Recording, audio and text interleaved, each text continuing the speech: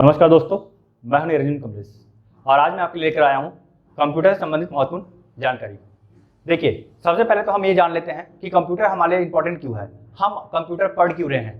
तो मैं आपको बता दूं, कंप्यूटर जो है बहुत ही इंपॉर्टेंट हमारा एक टॉपिक है और बहुत ही महत्वपूर्ण इंपॉर्टेंट रोल निभाता है हमारे लिए। क्यों? इसके पीछे जो कारण है वो है सीजी व्यापम। सीजी व्यापम क्यों? आपको बता दूं कि जो कंप्यूटर है ये सीजी व्यापम में 20 से 50 अंक दिलाता है। यदि हम अंकों की बात करते हैं तो कंप्यूटर जो है 20 से 50 अंक का आता है। यदि हम कुछ भी एग्जाम की बात करते हैं, समझिए जैसे पटवारी एग्जाम पिछले बार हुआ था, 20 अंकों का कंप्यूटर उसमें पूछा गया था। और यदि हम सीजी व्यापम के और भी परीक्षाओं का बात करते हैं तो वहां भी 20 अंकों का क्वेश्चन पूछा जाता है। देखिए, चाहे हम रेवेन्यू इंस्पेक्टर की बात करते हैं, चाहे हम अमीन पटवारी की बात करते हैं, या कोई सा भी परीक्षा की हम बात कर ले, यहां कंप्यूटर 20 अंकों का होता है। और जब हम यही हॉस्टल अधीक्षक की बात करते हैं तो यहां पे कंप्यूटर जो है 20 नहीं 50 अंकों का हो जाता है। तो कंप्यूटर बहुत इंपॉर्टेंट है। आपको पता होगा कि व्यापम जो है 150 अंकों का एग्जाम लेता है और इस 150 अंकों में आप सोचिए 20 अंक आपका कंप्यूटर है और वही हॉस्टल अधीक्षक की बात करते हैं तो यहां पे कंप्यूटर जो है 50 अंकों का होगा। इसके साथ ही साथ यदि आप सब इंस्पेक्टर की तैयारी कर रहे हैं तो यहां भी कंप्यूटर बहुत इंपॉर्टेंट है। यहां कंप्यूटर करीब करीब 200 अंकों का होगा। तो ये बहुत इंपॉर्टेंट है। आप ध्यान रखेंगे, यदि आप सब इंस्पेक्टर की तैयारी कर रहे हैं तो आपका सब इंस्पेक्टर मेंस एग्जाम में 200 अंकों का क्वेश्चन पूछा जाएगा। तो बहुत इंपॉर्टेंट है। तो आज मैं जो वीडियो बना रहा हूं आपके लिए खास तौर पे इसलिए बना रहा हूं ताकि व्यापम के कोई भी एग्जाम हो उसमें आप 20 अंक आसानी से पा सकते हैं, या हॉस्टल अधीक्षक जो कि चर्चा में है आप इसमें 50 अंक आराम से पा सकते हैं। और यदि हम सब इंस्पेक्टर की बात करते हैं तो सब इंस्पेक्टर में देखिए 200 अंक, जो कि बहुत ही इंपॉर्टेंट है। तो दोस्तों, आप कंप्यूटर के विषय को बिल्कुल भी लाइटली मत लीजिएगा, क्योंकि एक एक नंबर हमें पोस्ट दिलाता है और वही एक नंबर यदि पीछे हो जाते हैं तो हमारा एक नंबर भी मिस हो जाता है, जिसकी वजह से हमारा जॉब भी मिस हो जाता है। तो आपसे निवेदन है कि आप हमारे वीडियो को पूरे अंत तक देखें। इसमें हम आपको बहुत ही डिटेल्स में कंप्यूटर पढ़ाने वाले हैं और आप देखेंगे कि आपका कंप्यूटर जो है पहले से और बेहतर हो जाएगा, इस बात की गारंटी है। हम आपको लेक्चर के साथ साथ एमसीक्यू भी कराएंगे, पीडीएफ भी आपको प्रोवाइड कराएंगे, जिसकी वजह से आप पीडीएफ को कहीं भी ले जाकर आप पढ़ सकते हो। ठीक है, चाहे तो आप उसको प्रिंट भी करा लीजिए। तो ये था छोटा सा डाटा कि हम कंप्यूटर क्यों पढ़े। तो कंप्यूटर पढ़ने के पीछे मैंने आपको कारण बताया, सीजी व्यापम की हो या सब इंस्पेक्टर हो, यहाँ पे देखिए कि कोई सा भी एग्जाम हो इसमें बहुत इंपॉर्टेंट है। और आपको बता दूं कि सब इंस्पेक्टर का जो मेंस एग्जाम है ये भी सीजी व्यापम ही ऑर्गेनाइज करेगा। तो आप सोचिए सीजी व्यापम का कितना इंपॉर्टेंट रोल हो गया। अब यहाँ पे 200 नंबर में भी यदि हम कंप्यूटर की बात कर रहे हैं तो आप इसको ध्यान में रखिए और देखिए किस तरह से आपके काम आने वाला है। तो चलिए दोस्तों, वीडियो को शुरू करते हैं बिना विलंब किए। तो चलिए, आज हम कंप्यूटर का सामान्य परिचय देखेंगे। यहाँ हम देखेंगे कंप्यूटर की परिभाषा क्या है, ठीक है, इसकी संरचना कैसी होती है। यदि हम कंप्यूटर की चित्र की बात करते हैं तो ये कैसे दिखाई देगी, तो इन सब चीजों को हम अध्ययन करेंगे और साथ ही साथ इसमें हम इसके विशेषता और यहाँ पे हो जाएगा डिसएडवांटेज यानी कि हानि। नमस्कार दोस्तों, मैं हूं निरंजन कमलेश और मैं आपके लिए लेकर आया हूं एक ऑनलाइन बैच। जी हाँ दोस्तों, यदि आप सीजी व्यापम की खास तौर पर तैयारी कर रहे हैं और आप गणित, रीजनिंग और कंप्यूटर में कमजोर हैं, यदि आप गणित से डरते हैं तो आप डरना छोड़ दीजिए, क्योंकि मैं आपके लिए लेकर आया हूं एक ऑनलाइन बैच। तो दोस्तों देखिए, इस बैच के बारे से मैं आपको बता दूं कि यह बैच है मैथ्स, रीजनिंग, कंप्यूटर के लिए रहेगा, ऑनलाइन बैच रहेगा दोस्तों। और यदि आप कमजोर हैं गणित में, रीजनिंग में या कंप्यूटर में, तो आपका सारा डाउट सॉल्व कर दिया जाएगा। आपको इस तरह से पढ़ाया जाएगा जिससे आप बेहतर तरीके से कम समय में ज़्यादा से ज़्यादा आप सीख सकें। तो दोस्तों मैं आपको बता दूं कि यदि हम सीजी व्यापम की बात करते हैं, देखिएगा सीजी व्यापम की बात करते हैं तो सीजी व्यापम में 30 अंकों का मैथ आता है, 15 अंक का रीजनिंग आता है और 20 अंक का, कम से कम 20 अंक का कंप्यूटर आता है। ये 50 अंकों का भी होता है, ध्यान रखेंगे। किसी एग्जाम में यदि हॉस्टल अधीक्षक की बात करता हूँ मैं तो ये 50 अंक का होगा, और व्यापम के कोई भी नॉर्मल एग्जाम की बात करता हूँ तो 20 अंक का कंप्यूटर होता है। तो इस तरह से हम ये देखते हैं दोस्तों कि 65 अंक, ध्यान रखेंगे यहाँ पे, कुल 65 मार्क्स का सवाल है, और इसीलिए मैं आपके लिए लेकर आया हूँ मैथ्स, रीजनिंग और कंप्यूटर से संबंधित ऑनलाइन बैच। तो दोस्तों यहाँ पे मैं आपको इस बैच के बारे से डिटेल्स देने आया हूँ, आप देख लीजिए क्या क्या है। यह जो बैच होगा खास तौर पे CG Vyapam, CGPSC, railway, SSC, banking के लिए होगा, और खास तौर पे ये जो 3 सब्जेक्ट को मैं लेकर आया हूँ ये सीजी व्यापम को टारगेट करता है, और इसमें आपको 65 नंबर सीधा सीधे दिलाता है। और आपको बता दूं कि यही 3 वो सब्जेक्ट है जिसको आप अच्छे से बना लेते हैं तो आपका एग्जाम क्लियर हो जाता है, यानी कि आपका पोस्ट मिल जाता है। तो ठीक है दोस्तों, आज हम देखेंगे इसकी परिभाषा, संरचना, इसके चित्र देख लेंगे कि कंप्यूटर दिखता कैसे है। वैसे तो आप सभी परिचित है कंप्यूटर होता क्या है। मैं आपको बता दूं, कंप्यूटर जो है, जो हम देख रहे हैं इस तरह का, ये कंप्यूटर का सामान्य चित्र है। तो मैं आपको बता दूं, यदि आप सोच रहे कंप्यूटर ऐसा दिखाई देता है तो हाँ, जवाब तो सही है, लेकिन आपके पास मोबाइल होगा, वो भी एक कंप्यूटर का ही प्रकार है।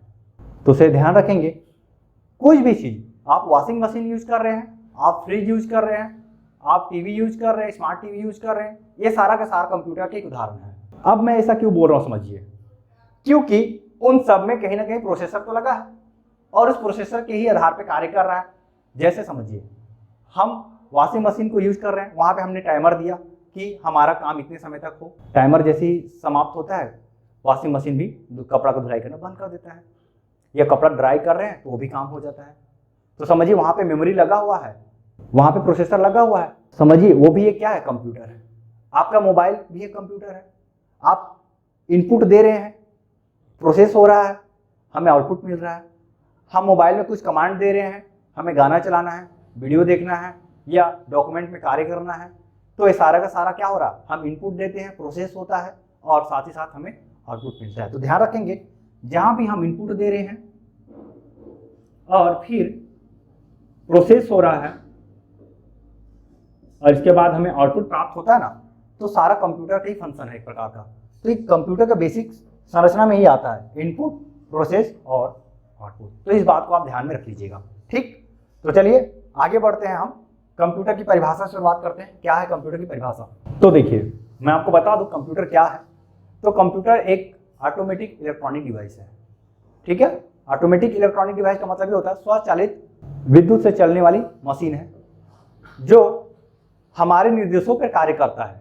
हम जो निर्देश देंगे कंप्यूटर को, कंप्यूटर उसी चीज को इनपुट के तौर पे उसे ग्रहण करता है, हमारे निर्देशों को। अब हमारा निर्देश जैसा रहता है वो उस पर क्या करता है, कार्य करता है, जिसे हम बोलते हैं प्रोसेस करना।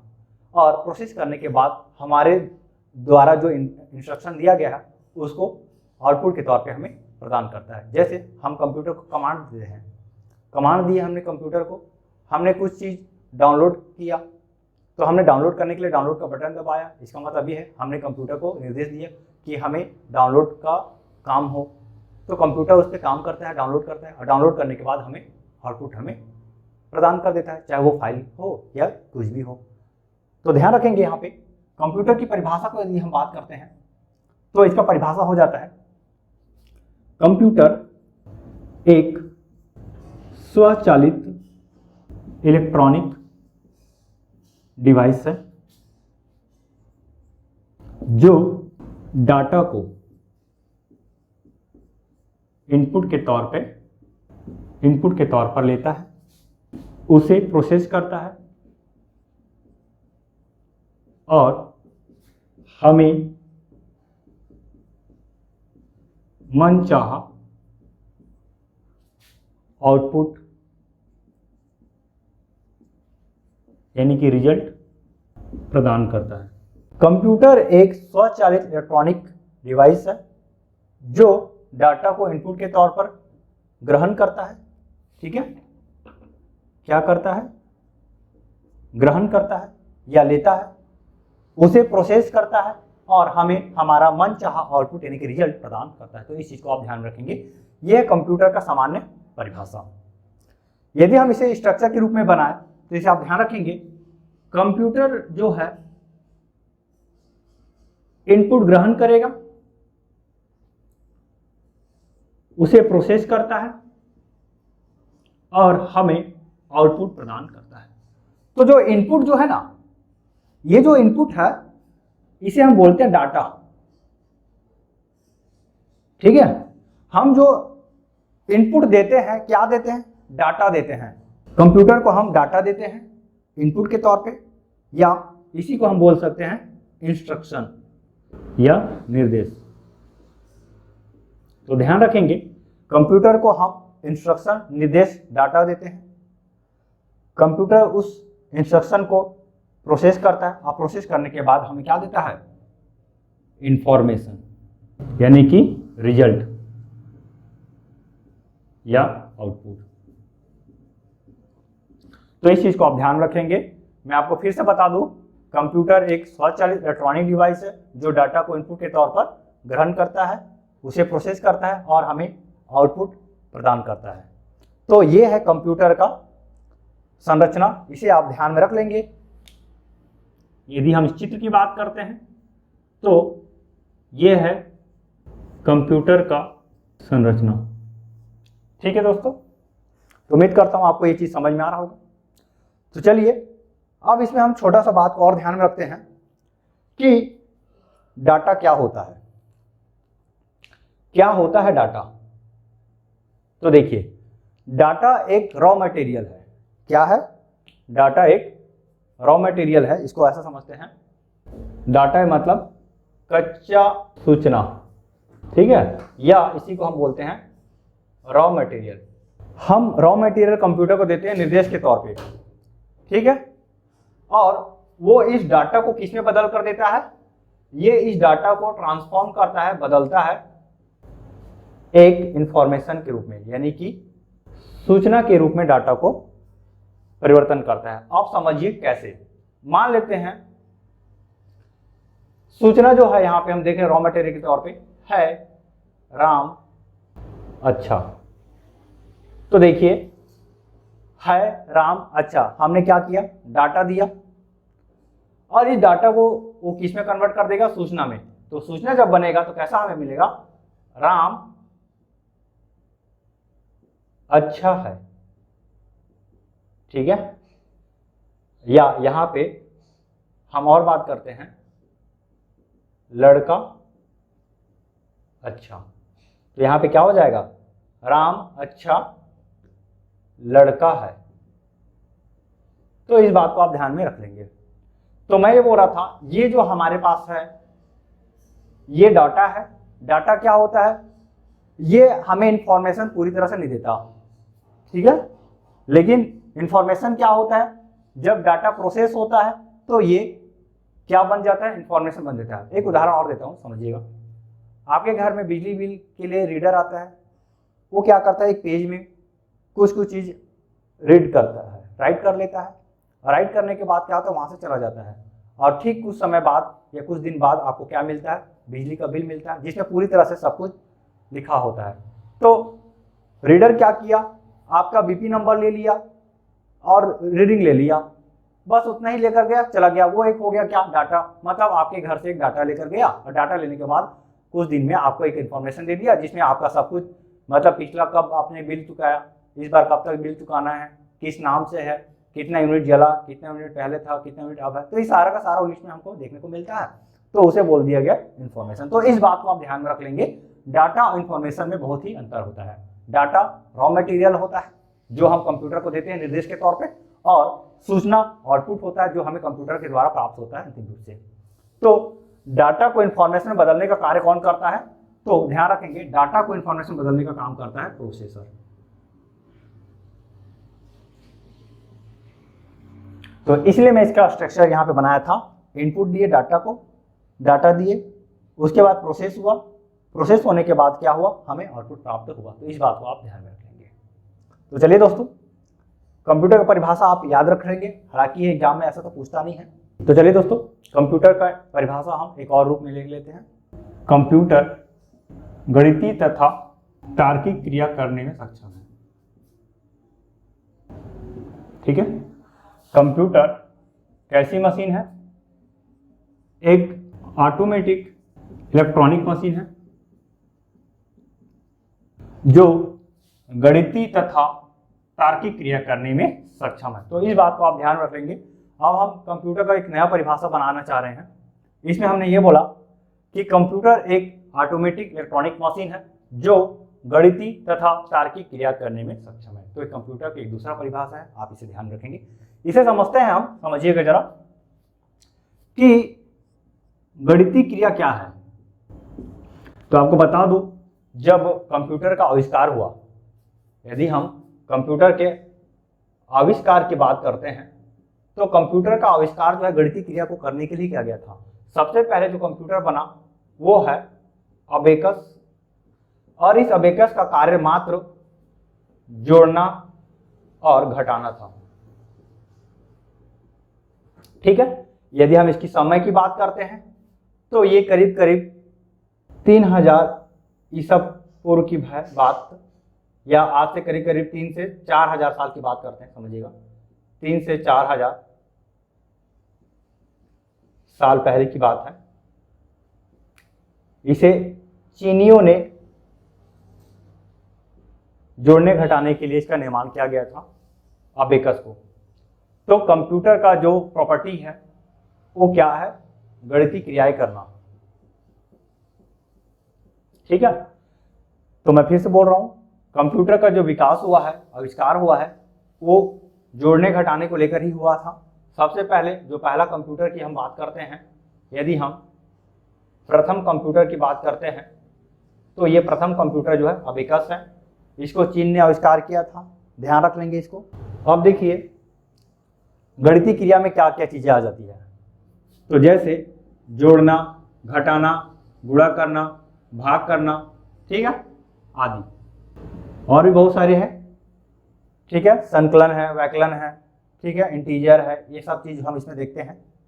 तो ये सारा का सारा है, लेकिन आपको समझाने के बस इतना मैं लिया हूं, जोड़ना, घटाना, गुणा करना और भाग करना, ये गणितीय क्रिया में आ जाएगा। दूसरा चीज हम बात करते हैं, समझिएगा, तार्किक क्रिया। तो तार्किक क्रियाएं क्या होता है? तो तार्किक क्रिया का मतलब है तर्क लगाना। अब इसमें कैसा होगा समझिएगा, बड़ा है, छोटा है, बराबर है, बराबर नहीं है, तो ये सब जो क्रिया है तार्किक क्रिया बोलते हैं इसको। ठीक, तो ये सब तार्किक क्रिया के अंतर्गत आ जाएगा, कंप्यूटर के प्रॉपर्टी है ये। आपको बता दूं कि इसी आधार पे आज आर्टिफिशियल इंटेलिजेंस, इसका मतलब ये होता है, आर्टिफिशियल इंटेलिजेंस इसका मतलब ये होता है कृत्रिम बुद्धि, ठीक है, या बौद्धिक, जैसे रोबोट, ये इसका क्या हो गया, उदाहरण है रोबोट। तो आज रोबोट जो है तार्किक क्रिया करने में सक्षम है, और रोबोट जो है उन्नत कंप्यूटर है। ठीक है, कंप्यूटर का सबसे उन्नत आविष्कार है। तो रोबोट जो है आर्टिफिशियल इंटेलिजेंस करने में सक्षम है। तो ये कंप्यूटर का ही प्रॉपर्टी है तार्किक क्रिया करना, इसी के द्वारा ये आज हम रोबोट को देखते हैं। इसी के साथ साथ एक और चीज होता है मशीन लर्निंग। आर्टिफिशियल इंटेलिजेंस हो गया, और यदि हम दूसरा बात करते हैं तो ये है मशीन लर्निंग। तो मशीन लर्निंग में भी ये होता है कि मशीन कई सारी चीज़ों को लर्न करता है, डेटा को एक्सेप्ट करता है और उस आधार पे वो निर्णय लेता है बाद में। जैसे आज हम बात करते हैं जो हवाई जहाज है, हवाई जहाज जो है आसमान में उड़ रहा है, तो कौन सा हवाई जहाज किस रूट से जाएगा, कैसे जाएगा, कौन सा समय रहेगा, ये सारा का सारा आज मशीन लर्निंग के द्वारा ही डिसीजन लिया जाता है। या ट्रैफिक की बात करते हैं, नॉर्मल जो सिग्नल लगा रहता है, चौक चौराहों में जो सिग्नल है, ट्रैफिक है, उसका भी निर्धारण मशीन लर्निंग के द्वारा ही होता है। तो ये सब चीज़ों को आप ध्यान रख लेंगे। तो गणितीय क्रिया करना, ठीक है, उसके बाद तार्किक क्रिया करना, ये सारा का सारा कंप्यूटर का विशेषता है। देख लेते हैं, हम इसको परिभाषा के रूप में पढ़ेंगे तो क्या बोलेंगे, कंप्यूटर एक ऑटोमेटिक इलेक्ट्रॉनिक डिवाइस है या इलेक्ट्रॉनिक मशीन है जो गणितीय तथा तार्किक क्रियाएं करने में सक्षम है। तो इस बात को आप ध्यान में रख लेंगे। कंप्यूटर एक ऑटोमेटिक इलेक्ट्रॉनिक मशीन है जो गणितीय तथा तार्किक क्रिया करने में सक्षम है। जहां गणितीय क्रिया में जोड़ना, घटाना, गुणा करना, भाग करना ये सब शामिल होता है, वही तार्किक क्रिया में छोटा है, बड़ा है, बराबर नहीं है, ये सारा का सारा इसमें आ जाता है। इसके उदाहरण की हम बात करते हैं तार्किक क्रिया का, तो यहाँ पे आर्टिफिशियल इंटेलिजेंस और मशीन लर्निंग बहुत ही बेहतरीन उदाहरण में से एक है जो तार्किक क्रिया का उदाहरण है। तो ध्यान रखेंगे, आज हम आर्टिफिशियल इंटेलिजेंस में रोबोट को देखते हैं। बहुत सी ऐसी मशीन है जिसमें हम आर्टिफिशियल इंटेलिजेंस का उपयोग को देखते हैं। आज तो घरों में, दफ्तरों में, ठीक है, यदि हम वाहन की बात करते हैं, इन सभी जगह आर्टिफिशियल इंटेलिजेंस हमें देखने को मिलता है। तो ये सब चीज़ों को आप ध्यान में रख लेंगे। तो चलिए दोस्तों, अब थोड़ा और आगे बढ़ते हैं, जानते हैं कंप्यूटर का जो शब्द की उत्पत्ति हुई है। तो देखिए, कंप्यूटर शब्द की उत्पत्ति, तो कंप्यूटर शब्द की उत्पत्ति जो है ना, लैटिन भाषा या ग्रीक भाषा से हम बोल रहे हैं। इस ग्रीक भाषा के कंप्यूट शब्द से बना है, ठीक है, ग्रीक भाषा के कंप्यूट शब्द से मिलकर बना है। इसका अर्थ होता है, यदि हम अर्थ की बात करते हैं, गणना करना। तो कंप्यूटर का विकास जो है ना, यह गणना करने के लिए ही बना है। आपको बता दूं, यदि हम 2500 से 3000 पूर्व की बात करते हैं, तो इस समय कंप्यूटर का निर्माण हो चुका था, और इस समय जो कंप्यूटर बना था वो था अबेकस। इसका निर्माण किसने किया था? चीनियों ने किया था। इस बात को आप ध्यान में रख लेंगे। लेकिन आधुनिक कंप्यूटर की हम बात करते हैं, तो आधुनिक कंप्यूटर का जो जन्मदाता है वो है चार्ल्स बेबेज। इस बात को आप ध्यान रख लेंगे। आधुनिक कंप्यूटर का जन्मदाता है चार्ल्स बेबेज, और इन्होंने 1833 ईस्वी में कंप्यूटर का विकास किया था। तो यदि हम चार्ल्स बेबेज की बात करते हैं, तो चार्ल्स बेबेज को कंप्यूटर का जनक कहा जाता है या पिता कहा जाता है, जो भी आप बोले। तो इसे आप ध्यान रखेंगे। चार्ल्स बेबेज जो है 1833 ईस्वी में एनालिटिकल इंजन का आविष्कार किया था। ये एक तरह से आधुनिक कंप्यूटर की ही भांति है, जिसमें इनपुट,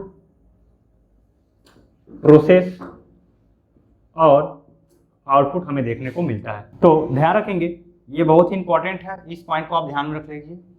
मैंने अभी आपको बताया कंप्यूटर शब्द की उत्पत्ति कहाँ से हुई है, तो कंप्यूटर शब्द की उत्पत्ति जो है ग्रीक भाषा से हुई है। कौन से शब्द से? तो कंप्यूट शब्द से हुई है। यदि कंप्यूट की अर्थ की बात कर रहे हैं, कंप्यूट का अर्थ हो जाएगा गणना करना। कंप्यूटर का विकास की हम बात करते हैं, देखिए आज से 2500 से 3000 वर्ष पूर्व की ही बात है, कंप्यूटर का विकास हो चुका था, और इन्हें चीनियों ने आविष्कार किया था, अबेकस नामक जो पहला कंप्यूटर था। चार्ल्स बेबेज जो है, इसे आधुनिक कंप्यूटर का जनक कहा जाता है। 1833 ईस्वी में एनालिटिकल इंजन का निर्माण किया। यह जो एनालिटिकल इंजन है आधुनिक कंप्यूटर की भांति थी, जहां इनपुट, प्रोसेस और आउटपुट इस सारा क्रिया हम यहाँ पे देखते थे। तो ये था कंप्यूटर के इतिहास से संबंधित। हम कंप्यूटर के इतिहास को और भी डिटेल्स में पढ़ेंगे, आगे पढ़ेंगे, लेकिन उससे पहले आज हम सामान्य परिचय को देख रहे हैं, तो इसमें बस इतना ही था। बाकी इतिहास के बारे से हम पढ़ेंगे, जिसमें हम कंप्यूटर को 5 भागों में उसकी पीढ़ियों में बदल 5 भागों में उसकी पीढ़ियों को बांटकर पढ़ेंगे। तो हम देखेंगे अब कंप्यूटर की विशेषताएं। अब देखेंगे कंप्यूटर की ऐसी कौन कौन सी विशेषता है जो कंप्यूटर को महान बना देता है। तो इसका सबसे जो पहला विशेषता है वो है इसकी गति। तो इसकी गति ही से बहुत ही महत्वपूर्ण बना देता है। गति की यदि हम गति का मापन करते हैं, ध्यान रखिएगा, गति की यदि हम मापन कर रहे हैं तो किस आधार पे हम मापन करते हैं, तो ये इसकी जो सीपीयू है ना, इसकी स्पीड से हम बात करते हैं कि सीपीयू जो है एक समय पे कितने सारे कार्य कर सकता है और कितने समय में कर सकता है। ये सब चीज इसमें गति में आ जाती है। तो आपको बता दूं, एग्जाम में इस तरह का क्वेश्चन पूछा जाता है कि कंप्यूटर की गति को मापा जाता है। पहला पॉइंट यदि हम यहाँ पे देखते हैं, तो कंप्यूटर की गति को हर्ज में मापते हैं, ठीक है। किस में मापते हैं? हर्ज में। इसे हम कैसे लिख सकते हैं? Hz। ये इसका सिंबल है हर्ज। तो ध्यान रख लेंगे कंप्यूटर की गति को हम किस में मापते हैं? हर्ज में मापते हैं, ठीक है। और यदि हम बात करते हैं कंप्यूटर की स्पीड की, तो कंप्यूटर की स्पीड जो हो जाती है वो है, यदि हम बात करते हैं कंप्यूटर की स्पीड की, तो कंप्यूटर की स्पीड जो हो जाएगा, यदि हम सामान्य स्पीड की बात करते हैं तो इसकी सामान्य स्पीड हो जाएगा, ध्यान रख लेंगे, 3 गीगाहर्ट्ज से लेकर 4 गीगाहर्ट्ज तक इसकी स्पीड हमें देखने को मिलती है। तो ध्यान रखेंगे, क्वेश्चन जो प्रश्न बनता है, इस प्रश्न को ध्यान रख लेंगे कि प्रश्न ये बोलता है कि कंप्यूटर की स्पीड को किससे मापते हैं, तो इसका सही उत्तर हो जाएगा हर्ट्ज से, ठीक है। इस बात को आप ध्यान में रख लेंगे, कंप्यूटर की गति को हर्ट्ज से हम मापते हैं, ठीक है। यदि हम सामान्य स्पीड की बात करते हैं तो 3 गीगाहर्ट्ज से 4 गीगाहर्ट्ज तक हम इसकी स्पीड को देखते हैं। और यदि हम बात करते हैं कि कितना कार्य कर सकता है, तो देखिए यहाँ पे कंप्यूटर जो है 4 गुणित 10 के घात 9 ऑपरेशन मतलब कार्य, तो 4 गुणित 10 के घात 9 ऑपरेशन प्रति सेकंड कर सकता है। बोले का मतलब ये है, इतने सारे ऑपरेशन मतलब जोड़ घटाव गुणा भाग ये सब की बात हो रही है, तो 1 सेकंड में 4 गुणित 10 के घात 9 ऑपरेशन कर सकता है। तो ये देखिए, ये इसी कंप्यूटर की क्या है? स्पीड है। इसे आप ध्यान में रख लेंगे। तो मैं फिर से बता दूं, कंप्यूटर की गति को हर्ट्ज से मापेंगे और इसकी सामान्य गति जो होगा 3 गीगाहर्ट्ज से 4 गीगाहर्ट्ज, ठीक। यानी कि 1 सेकंड की हम बात करते हैं तो 4 गुणित 10 के घात 9 ऑपरेशन कर सकता है वो। इस बात को आप ध्यान रखेंगे। तो गति की और बात करते हैं तो इसकी गति को देखिए, गीगा में मापते हैं, नैनो में मापते हैं, पीको में मापते हैं, ये सारा चीज है। इसे हम बाद में और डील कर लेंगे, कोई दिक्कत नहीं है। लेकिन आप यहाँ पे ध्यान रखेंगे, ये 3 पॉइंट का आप ध्यान रख लीजिएगा, बहुत ही काम का है। इसका जो दूसरा विशेषता है वो है एक्यूरेसी, यानी कि शुद्धता। तो ये कंप्यूटर की सबसे महत्वपूर्ण दूसरा विशेषता है शुद्धता। देखिए, यहां से भी एग्जाम में क्वेश्चन पूछा था, ये गीगो यहां से पूछा था, क्या है गीगो, इसकी फुल फॉर्म क्या है? तो इसका जो फुल फॉर्म था, गार्बेज इन गार्बेज आउट। इसको हम बाद में समझेंगे क्या है ये। फिलहाल हम इसकी शुद्धता की हम बात करते हैं। तो बोलने का मतलब ये है, कंप्यूटर जो है 100% शुद्धता की गारंटी देता है। बोलने का मतलब ये है, आप कंप्यूटर को कुछ भी निर्देश दीजिए, कुछ भी कार्य कीजिए, वो 100% वो कार्य करने में सक्षम है। बोलने का मतलब ये है कि कंप्यूटर जिस चीज़ के लिए बना है उस कार्य को करने में वो 100% सक्षम है। इस बात को आप ध्यान में रख लेंगे। जैसे अगर मैं गुणा करने को आपको देता हूँ, जैसे 2 3 4 5 6 गुणित 4 3 2 1 5, अगर मैं बोलता हूँ कि आप इसे 1 मिनट में गुणा करके बताएं, तो आप इसे 1 मिनट में गुणा कर तो देंगे, पर हो सकता है शायद आपसे कुछ कैलकुलेशन मिस्टेक हो जाए। तो कंप्यूटर जो है 100% एक्यूरेसी की गारंटी देता है। बोलने का मतलब ये है, कंप्यूटर जब इसे गुणा करेगा तो इसकी पहला विशेषता देखे थे स्पीड, तो स्पीड के साथ तो गुणा करेगा ही करेगा, मतलब यहाँ हम इंटर बटन दबाएं और यहाँ आपका इसका उत्तर प्राप्त हो जाएगा। तो स्पीड के साथ साथ कंप्यूटर जो है एक्यूरेसी की भी बात करता है। तो कंप्यूटर जो है इसके जो गणना है वो शुद्ध रूप से प्राप्त कराएगा, ठीक है। तो गलती कहां पे होता है? तो ध्यान रखेंगे, कंप्यूटर जो है अशुद्ध रिजल्ट है ना, कंप्यूटर हमें अशुद्ध या अमनचाहा परिणाम तब प्राप्त कराएगा, तब देगा जब हम इनपुट ही गलत देंगे। इसी को बोला गया है गार्बेज इन गार्बेज आउट। जैसा देंगे वैसा पाएंगे। यदि हम कंप्यूटर को सही इंस्ट्रक्शन देंगे तो कंप्यूटर हमें सही उत्तर देगा, और यदि हम कंप्यूटर को गलत इंस्ट्रक्शन देंगे तो कंप्यूटर हमें गलत उत्तर देगा। बोलने का मतलब है, यदि हम इसको गुणा करने के बजाय मान लीजिए हम यहाँ पे गलती से प्लस का साइन दे दिए, तो कंप्यूटर तो इसको जोड़ कर ही देगा। तो कंप्यूटर को हम जैसा निर्देश देते हैं, कंप्यूटर हमें वैसा ही हमारा हमें रिजल्ट देता है, इस बात का ध्यान रख लेंगे। इसी को बोला गया है गार्बेज इन गार्बेज आउट। और ये जो है सीजी व्यापम में आया हुआ क्वेश्चन है, तो ये बहुत ही इंपॉर्टेंट है, इस बात को आप ध्यान में रख लेंगे। तो चलिए इसका अगला विशेषता को देखते हैं। तो देखिए इसका जो हम तीसरा विशेषता की हम बात करें तो ये है स्वचालित, ऑटोमेटिक। बोलने का मतलब ये है कि कंप्यूटर बिना मानवीय सहायता के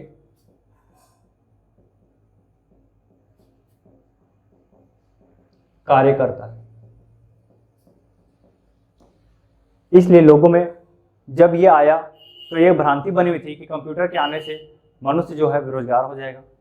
क्यों? क्योंकि कंप्यूटर जो है बिना मनुष्य के ही कार्य करने में सक्षम था।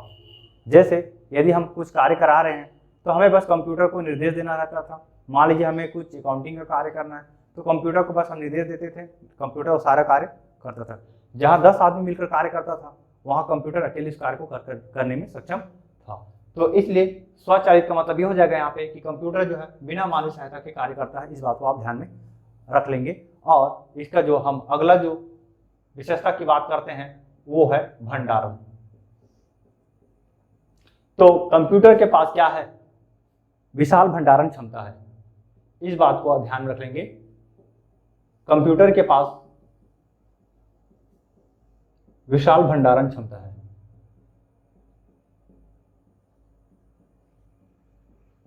विशाल भंडारण क्षमता का मतलब यह है कि बिग मेमोरी।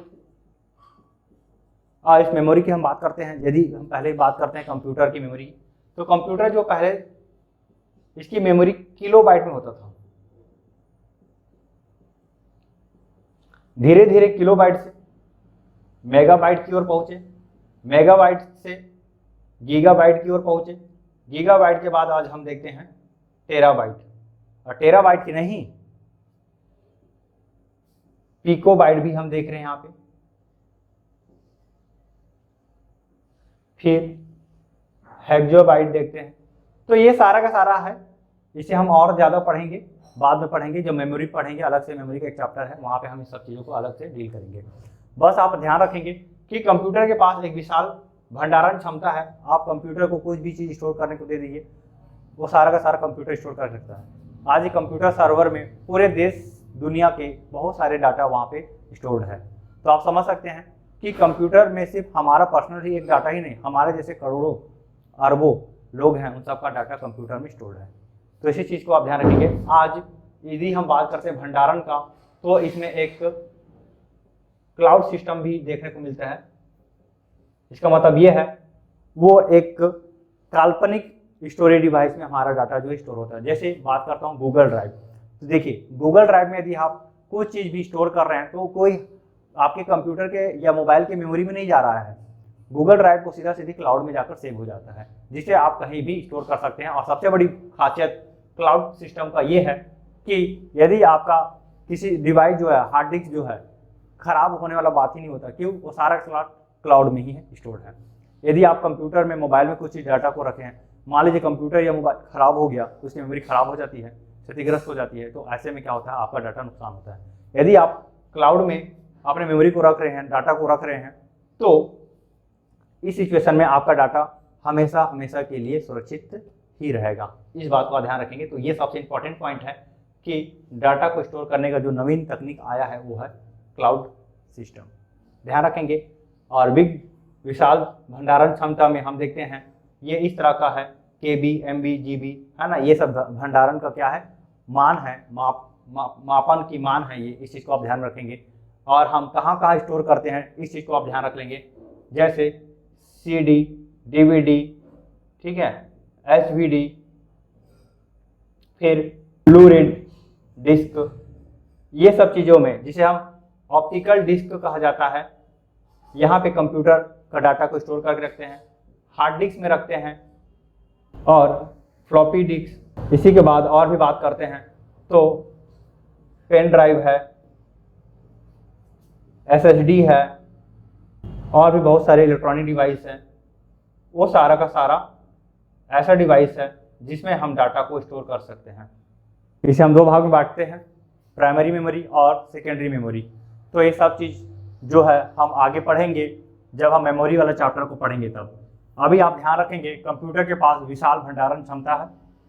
ये भंडारण क्षमता का मतलब ये है कि किलोबाइट ही नहीं, आज हेक्साबाइट तक भी और इससे भी और अधिक हम डाटा को स्टोर कर सकते हैं। तो कंप्यूटर के पास जो है विशाल भंडारण क्षमता है, इस बात को आप ध्यान रख लेंगे। तो चलिए ये दो विशेषता को आप पढ़ लीजिएगा, इसके बाद हम आगे और चलते हैं और देखते हैं इसकी विशेषता के बारे में। तो ध्यान रखेंगे अभी हमने बात किया था भंडारण को, तो भंडारण दो तरीके से ना ध्यान रखेंगे, एक होता अस्थायी और एक होता है स्थायी। तो कंप्यूटर जो है स्थायी डाटा रखने में भी सक्षम है और अस्थायी रूप में। यदि हम अस्थायी की बात करते हैं तो यहाँ पे हम रैम को देखते हैं, और स्थायी की बात करते हैं तो मैंने बहुत सारा उदाहरण दिया है। तो इसका पांचवा विशेषता हम देखते हैं, तो ये है विविधता।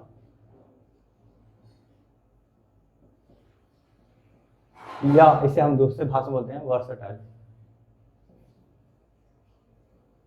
बोलने का मतलब ये है कंप्यूटर जो है एक समय में कई कार्यों का संपादन करता है। इसका मतलब ये है कि आप कंप्यूटर में जब बैठ रहे हैं तो एक ही समय पे आप देखते हैं कि हम गाना भी सुनते हैं, साथ ही साथ कुछ डॉक्यूमेंट में भी कार्य कर रहे हैं, साथ ही साथ हम यहाँ पे इंटरनेट से संबंधित कार्य भी कर रहे हैं, या कुछ भी हो। तो एक समय में हम कई कार्य कर सकते हैं, ये कंप्यूटर की बहुत बड़ी विशेषता है। इससे क्या होता है, हमारा समय बचता है, हम एक टाइम पे बहुत सारा कार्य को कर सकते हैं। तो ध्यान रखेंगे वर्सेटाइल यानी कि विविधता कंप्यूटर की एक विशेषता है, इसे आप ध्यान रखेंगे। चलिए आगे देखते हैं।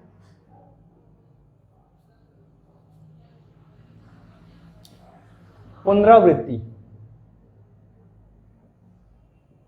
यानी कि रिपीटेशन। यहां पे कंप्यूटर एक ही कार्य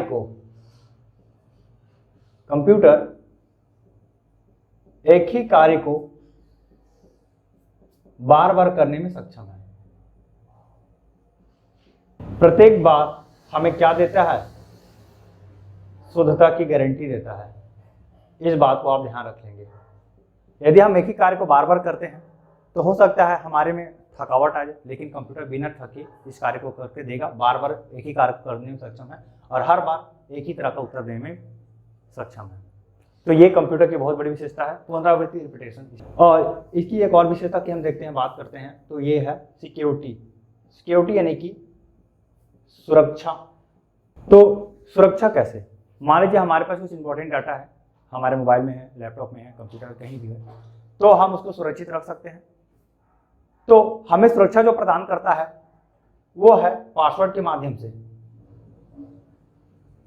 ठीक। या यदि हम सुरक्षा की बात करते हैं तो ध्यान रखेंगे वायरस, मालवेयर। तो कंप्यूटर जो है इन सब चीजों से हमें सुरक्षा प्रदान करता है। कोई हमारे कंप्यूटर को अटैक नहीं कर पाता है, कोई हमारे कंप्यूटर से कोई भी गोपनीय पदार्थ को चुरा नहीं सकता है। तो इन सब चीज़ों से कंप्यूटर जो है हमें सुरक्षा देता है। तो ये सुरक्षा जो है कंप्यूटर का बहुत इंपॉर्टेंट विशेषता है, इसे आप ध्यान में रखेंगे। और इसका दो और हम देखते हैं, ये है विश्वसनीय या रिलायबिलिटी। और मतलब विश्वसनीय मतलब कंप्यूटर जो है हमारे लिए विश्वसनीय है, इसलिए हम आज भी कंप्यूटर के साथ बने हुए हैं। और एक और हम बात करते हैं, ये है प्राकृतिक दोस्त यानी कि नेचुरल फ्रेंड। ये हमारा एक दोस्त की तरह है। आज कंप्यूटर से हम बहुत सारा कार्य करा रहे हैं, नाना प्रकार के कार्य करा रहे हैं, और हर बार कंप्यूटर हमारा साथ दे रहा है। ऐसा तो नहीं बोलता कंप्यूटर कि हम तुम्हारे काम को नहीं करेंगे। तो हम जितने भी कार्य कंप्यूटर को देते हैं वो बिना प्रश्न किए हुए करता है, इसलिए हम इसको विशेषता के तौर पर देखते हैं। तो आप ध्यान रखेंगे कंप्यूटर की विशेषता संबंधित क्वेश्चन एग्जाम में पूछा जाता है, जिसमें से मैंने आपको बताया था स्पीड को किससे मापते हैं, तो हर्ज से मापते हैं। तो गीगा हर्ज, kilo hertz, mega hertz, pico हर्ज, ये सब चीज़ें हर्ज के ही प्रकार है, ठीक है। दूसरा हम बात कर रहे हैं शुद्धता। तो शुद्धता में आप ध्यान रखेंगे, हम जो देंगे कंप्यूटर को, कंप्यूटर हमें वही आउटपुट के तौर पे देगा। GIGO, garbage in garbage out, ये कंप्यूटर की बहुत बड़ी विशेषता है। ठीक है, उसके बाद हम और देख रहे हैं, इसके साथ ही साथ ध्यान रखेंगे वर्सेटाइल है, रिपीटेशन है, सिक्योरिटी है। फिर हम बात कर रहे हैं स्वचालित की, इसकी भंडारण क्षमता की हम बात कर रहे हैं। तो ये सारा का सारा कंप्यूटर की विशेषता है। यदि हम सिलेबस की बात करते हैं, देखिएगा कंप्यूटर के सिलेबस की बात कर रहे हैं, यदि आप व्यापक के कोई भी सिलेबस उठा लीजिए, वहाँ पे कंप्यूटर की विशेषता स्पष्ट तौर पे लिखा हुआ है। तो सिलेबस को बिल्कुल भी आप नज़रअंदाज मत करेंगे। विशेषता मैंने बताया है, इस विशेषता में भी विशेषता से भी संबंधित क्वेश्चन एग्जाम में पूछा जाता है, तो इसे आप ध्यान रखेंगे। ठीक है, अब विशेषता के बाद हम डिसएडवांटेज भी देखते हैं। कंप्यूटर भी कुछ ऐसा कार्य है, जैसे समझिएगा कंप्यूटर जो है स्वनिर्णय लेने में सक्षम नहीं है। मतलब हम उसको चीज़ें देंगे तभी वो निर्णय लेगा, ऐसे ही वो अपने आप निर्णय नहीं ले सकता। कंप्यूटर की सीमाएं, डिसएडवांटेज भी बोल सकते हैं, इसे हम लिमिटेशन भी बोल सकते हैं। तो इसमें आप 2 पॉइंट याद रख लेंगे, बहुत इंपॉर्टेंट है। पहला, कंप्यूटर स्वयं निर्णय लेने में असक्षम रहता है। कंप्यूटर जो है हमारे निर्देशों का या हमारे निर्देशों के आधार पर ही कार्य करता है, इस बात को ध्यान रखेंगे। जब तक हम कंप्यूटर को निर्देश नहीं देंगे, कंप्यूटर कोई कार्य नहीं कर सकता है, इस बात को आप ध्यान रखेंगे। दूसरा, यदि हम बात करते हैं,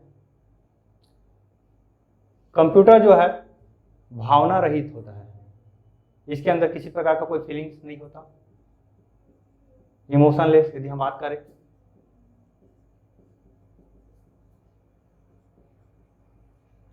तो ये कंप्यूटर की दूसरा सीमा है। हालांकि आज जो आधुनिक रोबोट बनाया जा रहा है, उसमें कहीं ना कहीं भावनाओं को भी डाला जा रहा है, ताकि वो लोगों के रिएक्शन को देखकर वो भी रिएक्ट करे। जैसे यदि कोई व्यक्ति दिख रहा है उसके हाव भाव से कि वो उदास है, तो कंप्यूटर उस चीज़ को ग्रहण करेगा, समझेगा कि हाँ सामने वाला व्यक्ति उदास है, और फिर क्या करेगा, कंप्यूटर उस हिसाब से अपना आउटपुट देगा। स्वयं निर्णय लेने में सक्षम नहीं हम, और दूसरा है भावना रहित है। तो ये कंप्यूटर की सीमाएं हैं, इसे आप याद रख लेंगे। तो दोस्तों, आपको हमारा वीडियो कैसा लगा जरूर बताइएगा। इसके बाद हम आगे नया वीडियो लेकर आएंगे कंप्यूटर से संबंधित, जहाँ पे हम देखेंगे कंप्यूटर के इनपुट डिवाइस और आउटपुट डिवाइस के बारे में। तो दोस्तों, इसी तरह आप बने रहिए हमारे चैनल पर, हम आपके लिए नए नए वीडियो लेकर आते रहेंगे। तो इजाज़त चाहते हैं आपसे, धन्यवाद, आपका दिन शुभ हो।